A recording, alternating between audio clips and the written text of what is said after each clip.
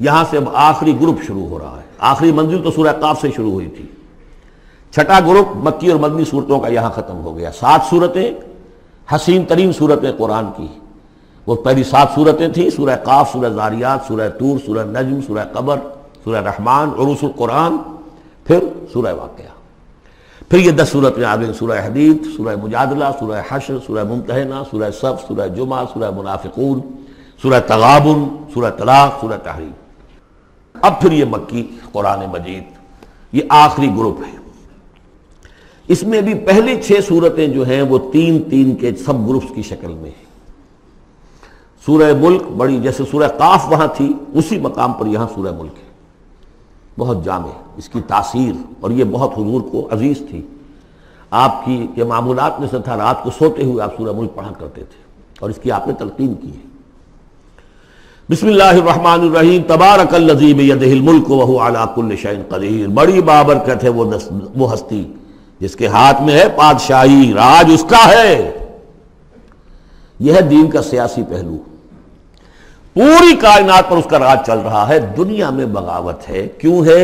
وہ اپنے ایمان کے دعوے داروں کا امتحان لینا چاہتا ہے بس. ورنہ سورج، چاند، گیلیکسیز، پوری کائنات اور خود ہمارے جسم کا ایک ذرہ اس کے قانون کا پابند ہے، تابع ہے. ہمارا جسم ہمارے اختیار میں کہاں ہے؟ میں تنگ آ جاتا ہوں، 2 دن ہوتے ہیں یہاں سے تو طبیعت خراب ہو جاتی ہے، جب تک کہ وقت لگتا ہے کینچی لے کر بیٹھتا ہوں. اگر میں چاہوں کہ یہاں بال نہ آئے،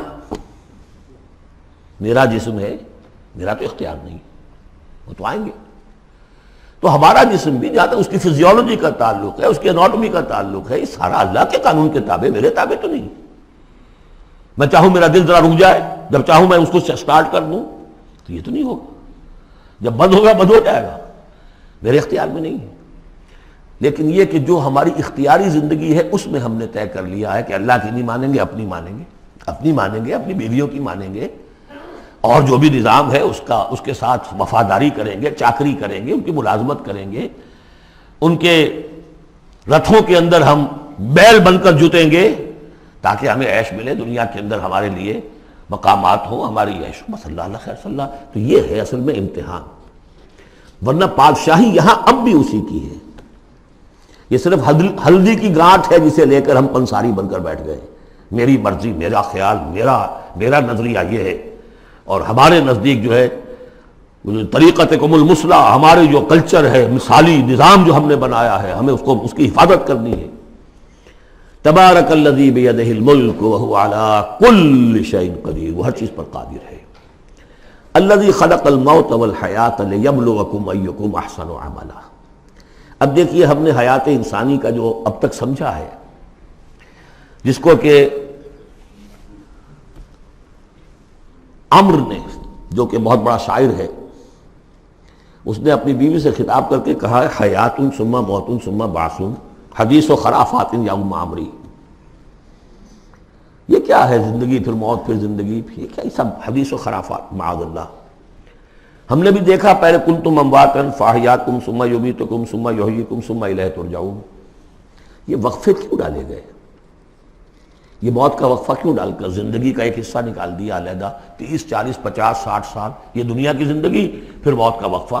موت ایک زندگی کا وقفہ ہے، یعنی آگے بڑھیں گے دم لے کر. کیوں؟ اس کی حکمت بتائی جو ہم پڑھائیں سورہ واقعہ میں. قدرنا بینکم الموت، تمہاری ہی زندگی کا تسلسل ہے جس میں ہم نے ایک وقفہ موت کا ڈال دیا ہے. حیات لیبلوکم ایکم احسن عملا. یہ جو چنک علیحدہ کیا ہے یہ اس لیے کہ تمہاری آزمائش ہو، امتحان ہو، تمہیں جانچا جائے. وہ 3 گھنٹے کا امتحان ہوتا تھا جو دیتے تھے تم کبھی اسکولوں میں، اب یہ 30 برس کا سمجھ. اور واقعی 30 برس ہی ہوتے ہیں آدمی کے پاس. پہلی زندگی کے 20-25 برس ویسے گزر گئے، شعوری ابھی نہیں ہے، اور پھر ایک خاص عمر کے بعد جو ہے اعضاء ڈھیلے پڑ گئے، اور پھر یہ کہ لکیلا یعلم من بعد علم شیئا. 30 نہیں ہوں گے 40 مل جائیں گے آدمی کو. کام تو یہی ہوتا اس کی زندگی کا. لیکن اس لیے ہے لیبلوکم ایکم احسن عملا، تاکہ تمہیں جانچے پرکھے دیکھے تم میں سے کون ہے اچھے عمل کرنے والا. اب دیکھیے علامہ اقبال کی جو نظم ہے زندگی کے موضوع پر، واقعہ یہ ہے کہ بہت چوٹی کی چیز ہے، بہت عمدہ چیز. تو اسے پیمانہ امروز فردہ سے نہ ناپ، جاویداں پہم دواں ہر دم جواں ہے زندگی. قلزم ہستی سے تو ابھرا ہے مانند حباب. جیسے سمندر میں ایک بلبلا سا ہوتا ہے، کتنی زندگی ہوتی ہے بلبلے کی. قلزم ہستی سے تو ابھرا ہے مانند حباب، اس زیاں خانے میں تیرا امتحان ہے زندگی. خلق الموت والحیات لیبلوکم ایکم احسن عملا. ہے کبھی جاں اور کبھی تسلیم جاں ہے زندگی. کبھی زندگی جان سے مترادف ہے، عبارت ہے، کبھی جان دینا اصل زندگی ہے. وَلَا تَقُولُوا لِمَنْ يُقْتَلُ فِي سَبِيلِ اللَّهِ أَمْوَاتٌ بَلْ أَحْيَاءٌ وَلَٰكِنْ لَا تَشْعُرُونَ. ہے کبھی جان اور کبھی تسلیم جان ہے زندگی. اصل زندگی جو ہے وہ جان دے دینے سے حاصل ہوگی. الذی خلق سبع سماوات طباقا، وہ اللہ جس نے بنائے 7 آسمان ایک دوسرے کے اوپر. آیات متشابہات میں سے ما تری فی خلق الرحمن من تفاوت، تم نہیں دیکھ پاؤ گے اللہ کی تخلیق میں کہیں کوئی فرق. اتنا محکم نظام ہے، اتنا محکم نظام. کیا کسی سائنسدان نے آج تک یہ بھی کہا کہ تخلیق میں یہاں نقص ہے؟ کسی نے کہا؟ زوالوجی کی فیلڈ میں یا باٹنی کی فیلڈ میں یا کسی اور فیلڈ میں، جیولوجی کی فیلڈ میں، ایسٹرونومی کی، کسی نے کہا ہے؟ ما تری فی خلق الرحمن من تفاوت فارجع البصر هل تری من فطور. پھر ذرا دوبارہ لوٹا لو اپنی نگاہ، دیکھ لو، ہر میدان میں دیکھ لو، کہیں تمہیں کوئی رخنا نظر آتا ہے؟ اگر یہ تخلیق کامل ہے تو کامل حقیقت میں کون ہے؟ اس کا خالق، اس کا باری، اس کا مصور. بس یہ نظر نہیں آتا. سائنسدان سب کچھ دیکھ رہے ہیں، ڈھونڈنے والا ستاروں کی گزرگاہوں کا اپنے افکار کی دنیا میں سفر کر نہ سکا. بڑے بڑے صاحب بصیرت و بڑے بڑے عقل مند اپنی ناک تلے کے پتھر سے ٹھوکر کھاتے ہیں. دیکھ رہے ہیں ٹیلیسکوپ سے ٹھوکر کھا رہے ہیں وہاں جو سامنے پتھر پڑا ہوا ہے اس سے. یہ ہو رہا ہے آج ہمارے ساتھ. سپر جیل کا بسرا کر رہے ہیں، پھر لوٹاؤ ذرا اپنی نگاہ کو 2 مرتبہ اور. ینقلب الیک البصر خاسئا وہو حسیر. تمہاری نگاہ تھک ہار کر لوٹ آئے گی، تمہیں ہماری تخلیق میں کہیں کوئی رخنا، کوئی دراڑ نظر نہیں آئے گی. وَلَقَدْ زَيَّنَّا السَّمَاءَ الدُّنْيَا بِمَصَابِيحَ وَجَعَلْنَاهَا رُجُومًا لِلشَّيَاطِينَ وَأَعْتَدْنَا لَهُمْ عَذَابَ السَّعِيرِ. اور ہم نے سب سے قریبی آسمان کو سجا دیا ہے چراغوں سے، یعنی زمین سے جو قریب ترین آسمان ہے، پہلا آسمان.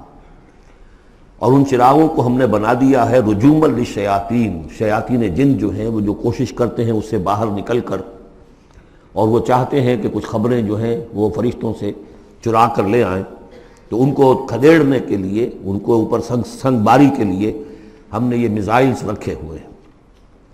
وَأَعْتَدْنَا لَهُمْ عَذَابَ السَّعِيرِ، اور ان کے لیے ہم نے تیار کر رکھا ہے جلا دینے والا عذاب.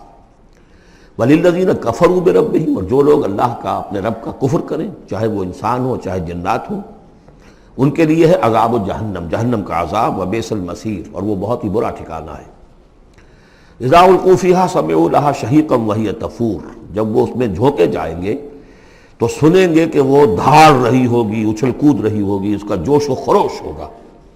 جو سورہ قاف میں ہم نے پڑھا تھا کہ ہم اس سے پوچھیں گے هل امتلأت وتقول هل من مزید، وہ اور چاہے گی. جیسے کوئی بھوکا بھیڑیا ہو یا بھوکا شیر ہو اور اس کے آگے کوئی شکار ڈالا جائے تو جس طریقے سے وہ اس پر غرا کر آئے گا، تکاد تمیز من الغیظ، قریب ہوگا کہ وہ اپنے غصے سے پھٹ جائے.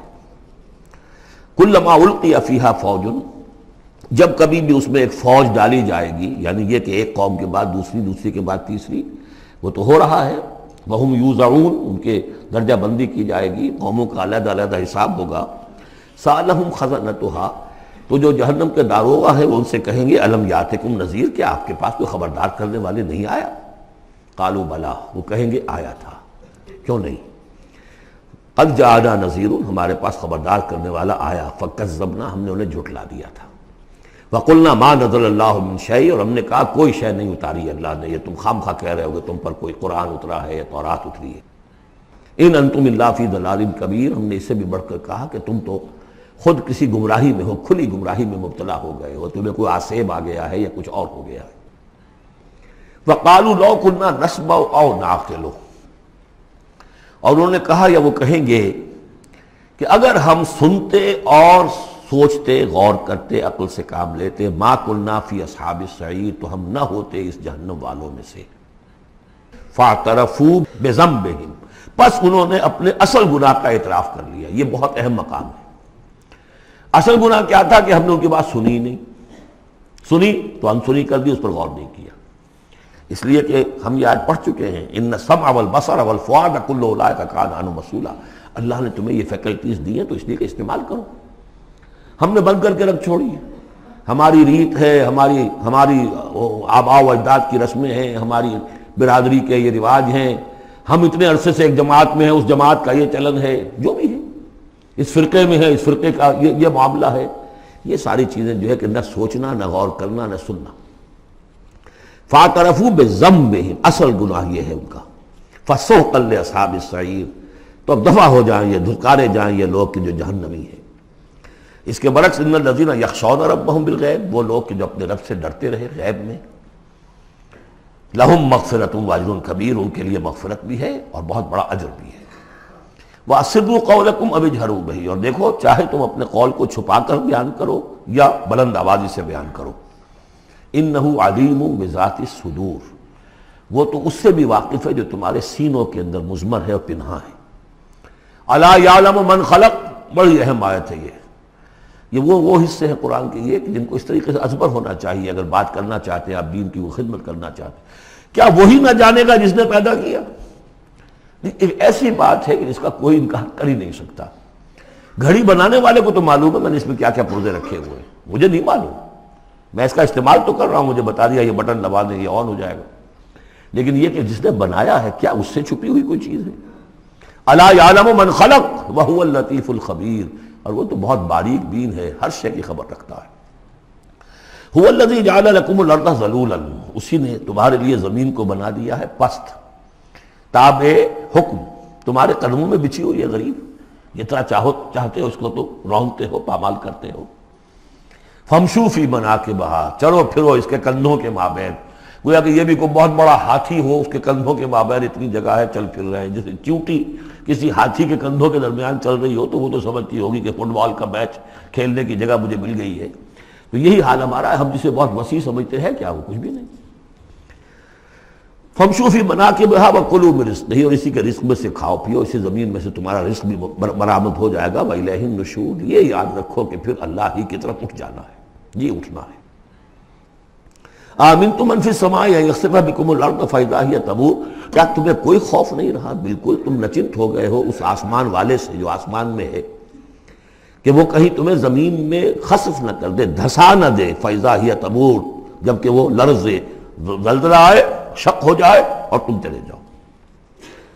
ام امنتم من فی السماء ان یرسل علیکم حاصبا، کیا تمہیں کوئی ڈر نہیں رہا کہ اللہ تعالیٰ جو ہے وہ آسمان والا تم پر بھیج دے کوئی ایسا جھکڑ تیز آندھی جس میں پتھر چلے آ رہے جو بلٹس کا کام کرے اور میزائلز کا کام کرے؟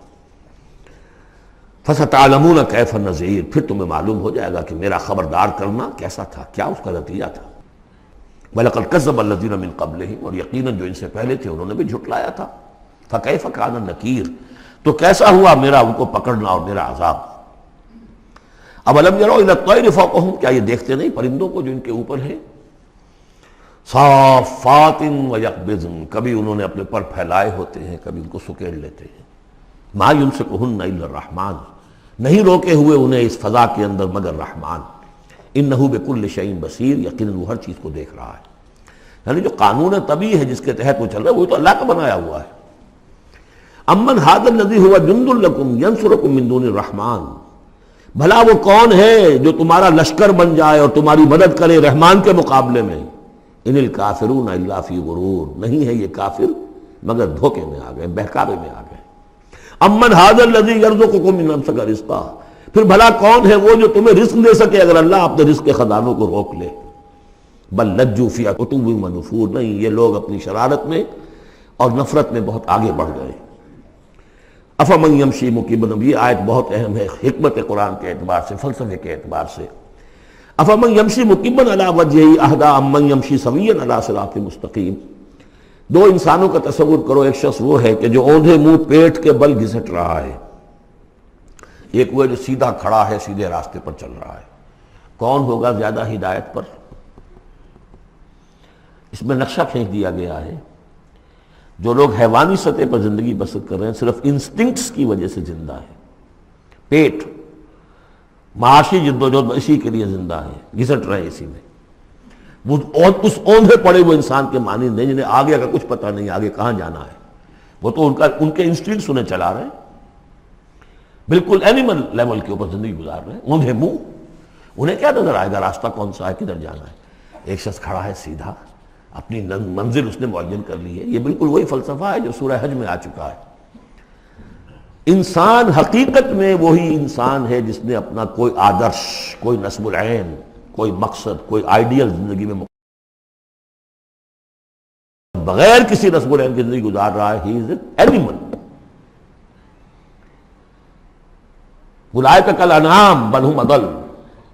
حیوانات جو ہیں یہ چوپائے، ان کی زندگی کا کوئی مقصد نہیں ہے، وہ تو اللہ نے ہمارے کام کے لیے پیدا کر دی۔ آپ لوگ کاٹوں گوشت کھائیں اور ان کی چمڑوں سے جوتیاں بنائیں اور جی رہے، وہ خالص انسٹنکٹس کے اوپر، ان کی جبلتیں ہیں، صرف جبلت کے تحت ہیں۔ انسان صرف حیوان نہیں ہے، اس میں کچھ اور ہے، اور اس کے لیے کوئی آئیڈیل۔ ضعف الطالب والمطلوب، جتنا اونچا آئیڈیل ہوگا اتنا ہی اونچا انسان جائے گا، لیکن جس کا کوئی سرے سے آئیڈیل نہیں وہ نرا حیوان ہے۔ آخر چوپائے بھی تو اسی طرح چلتے ہیں نا۔ افمن یمشی مکبا علی وجہہ اہدی امن یمشی سویا علی صراط مستقیم، سیدھا راستہ اور اس کی منزل معین ہے، مجھے ادھر جانا ہے۔ دنیا میں ہماری منزل اقامت دین، حقیقت میں زندگی کی منزل آخرت، رضا الہی کا حصول۔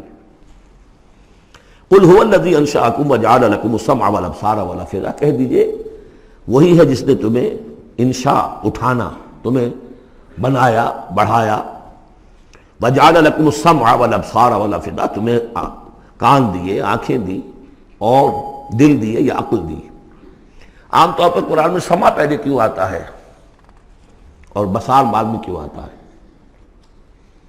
انسانی علم کا جب آپ جائزہ لیں گے تو اس میں پہلا حصہ ہوتا ہے جو پہلی نسلوں نے علم حاصل کیا ہوا ہے، اس کو آپ اخذ کرتے ہیں اپنی سماعت سے۔ آپ سنتے ہیں، کلاس میں لیکچر ہو رہا ہے، پروفیسر لیکچر دے رہا ہے، جو کچھ ہوا ہے پہلے وہ آپ نے پچھلی نسلوں کا جو بھی ذخیرہ معلومات ہے وہ جمع کیا، اب آپ نے آبزرو کیا، کچھ اور معلومات حاصل کی، کچھ نئی حقیقتیں آپ پر منکشف ہوئیں، اور پھر آپ نے اس کو جوڑا، ایک قدم آگے گئے۔ ان السمع والبصر والفؤاد کل اولئک کان عنہ مسئولا قلیلا ما تشکرون، بہت کم ہی شکر ہے جو تم کرتے ہو۔ قل هو الذی ذرأکم فی الارض والیہ تحشرون، کہہ دیجئے اسی نے تمہیں پھیلا دیا ہے زمین میں اور اسی کی طرف تم اکٹھے کر دیے جاؤ گے، جمع کر دیے جاؤ گے۔ وَيَقُولُونَ مَتَىٰ هَٰذَا الْوَعْدُ إِن كُنتُمْ صَادِقِينَ، وہ کہتے ہیں کب ہوگا یہ وعدہ، کب پورا ہوگا، اگر تم سچے ہو تو بتاؤ۔ قُلْ إِنَّمَا الْعِلْمُ عِندَ اللَّهِ، کہہ دیجئے کہ اس کا علم اللہ کے پاس ہے۔ آخرت کب آئے گی؟ وَاللَّهُ عِندَهُ عِلْمُ السَّاعَةِ، اللہ ہی کے پاس اس کا علم ہے۔ وَإِنَّمَا أَنَا نَذِيرٌ مُّبِينٌ، اور میں تو بس صرف ایک واضح اور صاف صاف ڈرا دینے والا ہوں، اس کے سوا میری ذمہ داری کوئی نہیں۔ فَلَمَّا رَأَوْهُ زُلْفَةً، پھر جب وہ دیکھیں گے اس کو، قریب آ گئی، سیئت وجوہ الذین کفروا، تو ان کے چہروں کے حلیے بگڑ جائیں گے، برے ہو جائیں گے ان کے چہرے، ان کافروں کے۔ وقیل ھذا الذی کنتم بہ تدعون، اور کہا جائے گا یہ ہے وہ جس کو تم مطالبہ کرتے تھے کہ لاؤ اور لے آؤ جلدی سے۔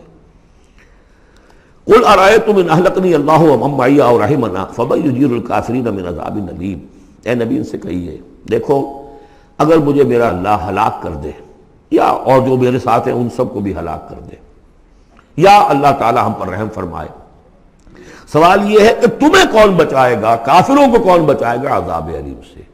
ہمارا جو بھی ہو ہم ناکام رہ جائیں، تمہارے نزدیک ناکام ہو گئے، ہمارے نزدیک تو کوئی ناکامی ہے ہی نہیں۔ هل تربصون بنا الا احدى الحسنيين، دو اعلیٰ صورتیں ہیں، ان میں سے تیسری کوئی صورت ہے ہی نہیں۔ یا ہمارا رب ہمیں سب کو جام شہادت نوش کروا دے، کامیابی سب سے بڑی کامیابی تو یہی ہے، اور کامیاب ہو کر اگر واپس آ گئے تو تم بھی کہو گے کہ کامیاب ہے۔ لیکن تم سوچو کہ کافروں کو کون بچائے گا دردناک عذاب سے۔ قل هو الرحمن آمنا به، کہہ دیجئے وہ رحمان ہے، اس پر ہم تو ایمان لا چکے ہیں، وعلیہ توکلنا، اور اسی پر ہمارا توکل۔ نوٹ کر لیجیے یہ صورتیں جو ہے بالکل ابتدائی زمانے کی صورتیں ہیں۔ ابھی سمجھیے کہ یہ ابتدائی رد و قضا ہے، جس کی آخری شکلیں وہ ہیں جو سورہ انعام اور سورہ اعراف اور سورہ یونس اور سورہ ہود میں ہم دیکھا ہے۔ فَسَتَعْلَمُونَ مَنْ هُوَ فِي ضَلَالٍ مُبِينٍ، تو عنقریب تمہیں معلوم ہو جائے گا کہ کھلی گمراہی میں کون تھا، ہم تھے یا تم تھے۔ قُلْ أَرَأَيْتُمْ إِنْ أَصْبَحَ مَاؤُكُمْ غَوْرًا، ذرا ایک بات پر اور غور کرو، اگر تمہارا یہ پانی جو زمین کا ہے وہ نیچے اتر جائے، کبھی کبھی ایک دم بہت جو ہے ایک الارم ہو جاتا ہے کہ پانی کی سطح نیچے جا رہی ہے، بارشیں کم ہوئی ہیں، پانی کی سطح نیچے جا رہی ہے، کہاں سے لائیں گے پانی؟ وہ تو پھر بھی ابھی ایک حد تک ہی نیچے جاتی ہے، یہ پانی اور نیچے چلا جائے۔ فَمَنْ يَأْتِيكُم مِّن مَّاءٍ مَّعِينٍ، کون ہے وہ جو لائے گا تمہارے پاس وہ پانی صاف نتھرا ہوا پانی؟